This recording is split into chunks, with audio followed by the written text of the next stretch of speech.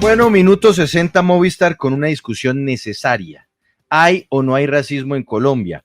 ¿Cuál es la realidad de la discriminación racial en el país, particularmente de la población afro? Porque también podríamos hablar de las poblaciones indígenas que sin duda son víctimas de discriminación. Rudy Amanda Hurtado es la directora del Observatorio de Discriminación Racial. Directora, gracias por estar con nosotros en Sigue la W. Muy buenas tardes. Muy buenas tardes, gracias Juan Pablo por la invitación y a la W Radio por este espacio para el Observatorio de Discriminación Racial. Pues primero que todo nos parece un trabajo muy importante el que desarrollan y tal vez debería ser mucho más visible. Hablemos de lo que ustedes saben, de la radiografía que se puede hacer sobre la discriminación racial en Colombia cuando venimos de unos días horrorosos, no se pueden calificar de otra forma, en donde una estrella de la televisión califica de una manera imposible de repetir a la candidata a la vicepresidencia de Gustavo Petro y luego una persona del mismo partido retoma el comentario de la peor manera, convirtiendo a esta mujer en la imagen de un simio. En realidad todo esto es condenable, pero háblenos usted de la verdad en Colombia. ¿Hay o no hay discriminación racial? Sí, el racismo en Colombia existe, no podemos ser negacionistas. Ahí están las cifras en las encuestas de calidad de vida, donde la gente negra sigue siendo la más empobrecida, con altos índices de pobreza multidimensional, específicamente en regiones como el Pacífico y el Caribe.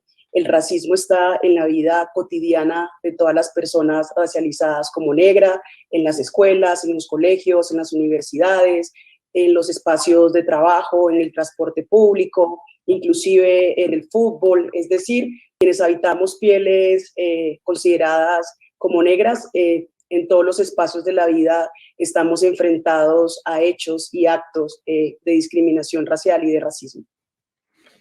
Adelante, Andrea, por favor. Antes, quería señalar algo. El Observatorio de Discriminación Racial es la Universidad de los Andes junto a la Organización de Justicia y creo que hay otro organismo, Rudy, que hace parte del observatorio, ¿no?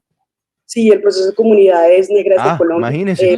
tiene un sector muy importante del movimiento negro en el país. Toda la autoridad sobre este tema, directora Rudy. Yo quiero preguntarle qué hacer. ¿Cuál ha sido la mejor manera que ha encontrado el mundo, diferentes sociedades, para acabar con este racismo? Porque a pesar de que nuestras raíces son totalmente, pues sí mestizas, pero la raza negra y la mezcla de razas es motivo de orgullo, debería ser, pero por el contrario termina es marginando a una parte de la sociedad. ¿Qué se puede hacer?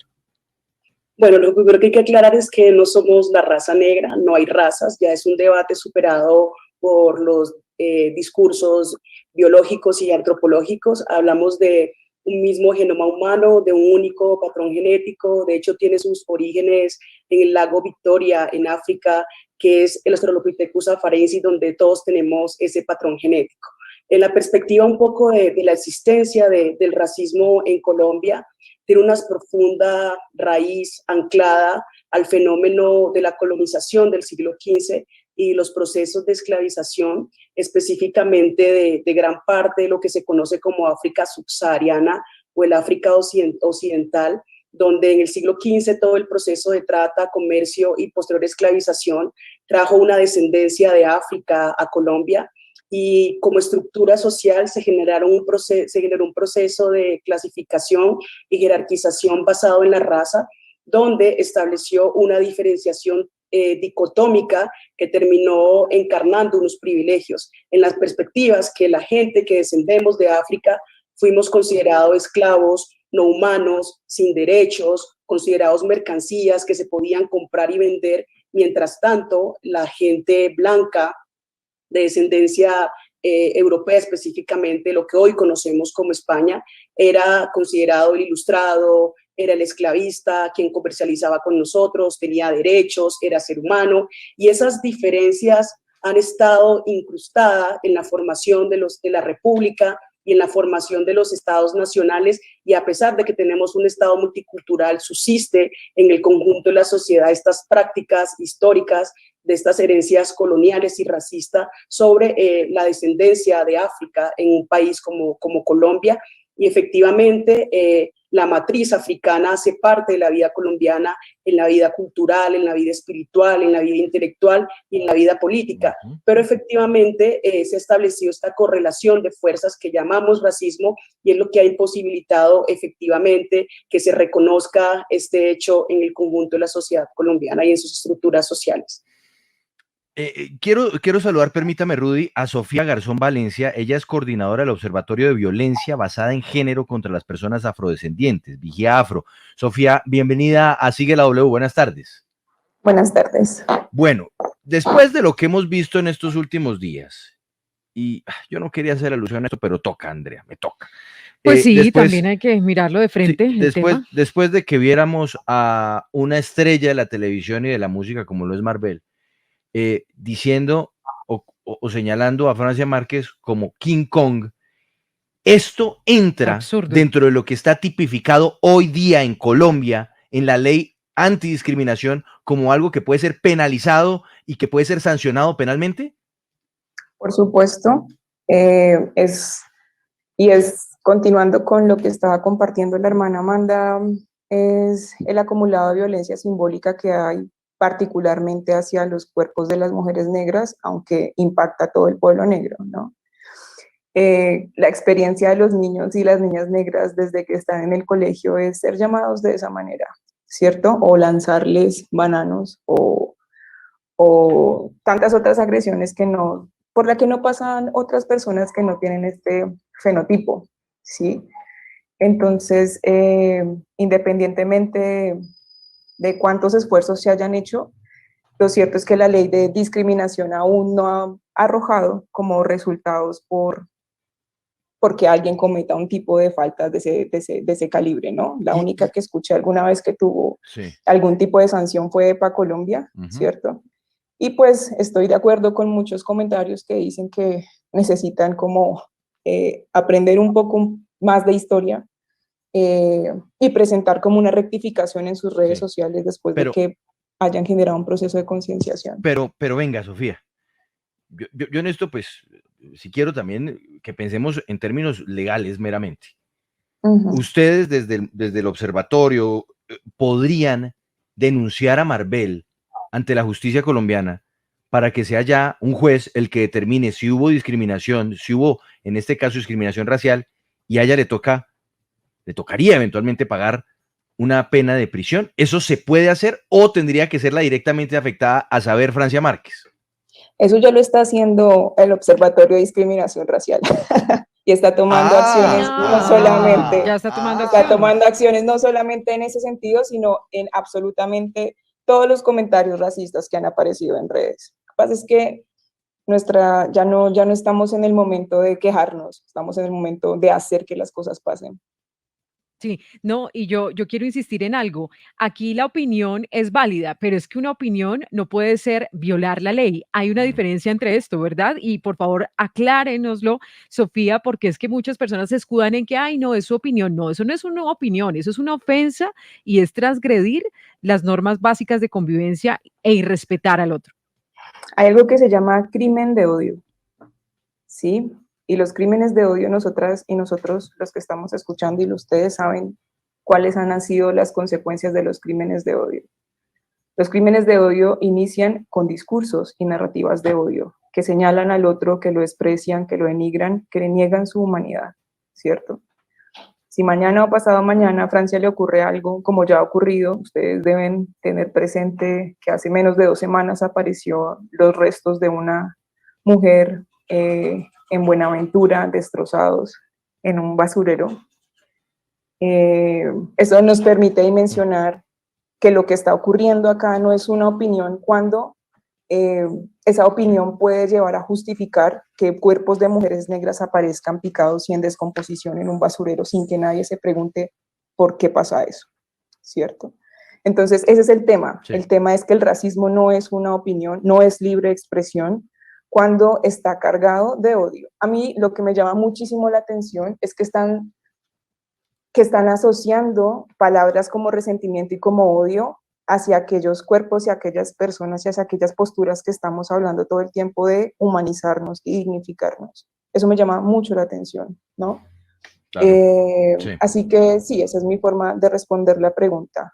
El racismo no es una opinión, el racismo es un delito, es un crimen de odio y como tal puede ser penalizado no solamente nacionalmente, sino a nivel internacional también. Me quedo con eso, Sofía y Rudy, Amanda.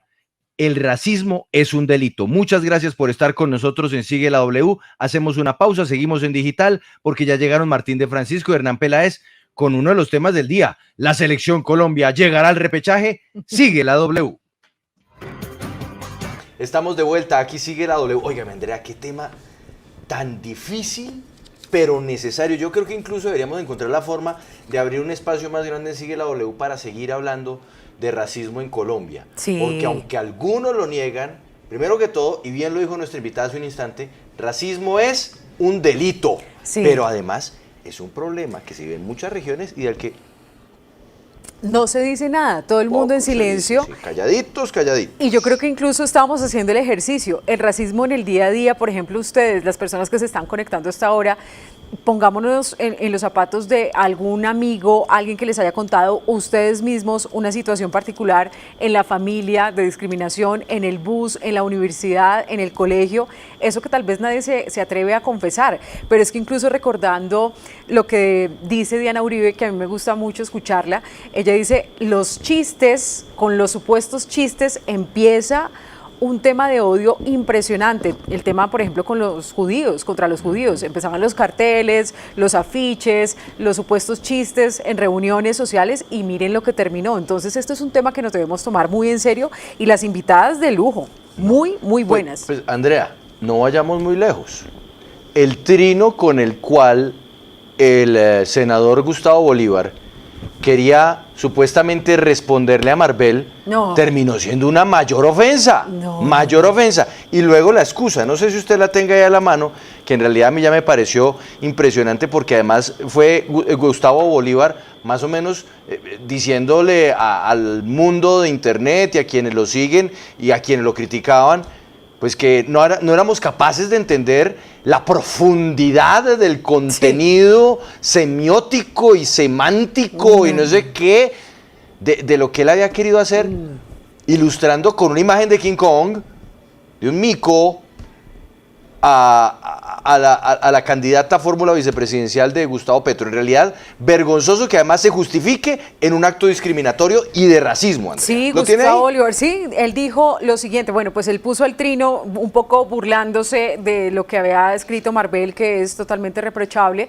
pero entonces él pone una figura pues horrible y él escribió, quiero sensibilizar sobre el racismo que se ha exacerbado sobre Francia Márquez, aplicando un mensaje semiótico con psicología a la inversa. Pero veo que muchos no están preparados para estas cosas. Borro el cartel de King Kong prometiendo amor a Marvel y por supuesto le escribieron bórrelo, bórrelo. Entonces él dijo, bueno, procedo a borrarlo. Pero entonces independientemente del sitio donde estemos, esto no tiene que ver con política. También siento que se equivocó Paola Ochoa en su comentario. Ella es pues colega, pero no está bien. Entonces se debe rechazar dependiendo de dónde venga. Porque como decían nuestras invitadas, el racismo no es una opinión, el racismo es un delito. Es terrible. Ahora, dice Alex Pulga, ustedes patrocinaron el racismo contra Francia Márquez y los afrocolombianos por parte de su compañera Paola. No. Por 20ª vez, es que ya vamos a perder la cuenta. Paola Herrera, nuestra compañera que se sienta acá y que está de vacaciones, por cierto, porque los colombianos tenemos derecho a vacaciones, no fue la que hizo el comentario, fue Paola Ochoa. Herrera no es lo mismo que Ochoa. Paola Herrera es la que está acá, Paola Ochoa trabaja en otra cadena que se llama Blue Radio, y allí fue donde hizo el comentario. Incluso ya tuvo que ofrecer disculpas Claro. y me parece que era lo mínimo. Sí, tenía que hacerlo, pero ella es otra Paola.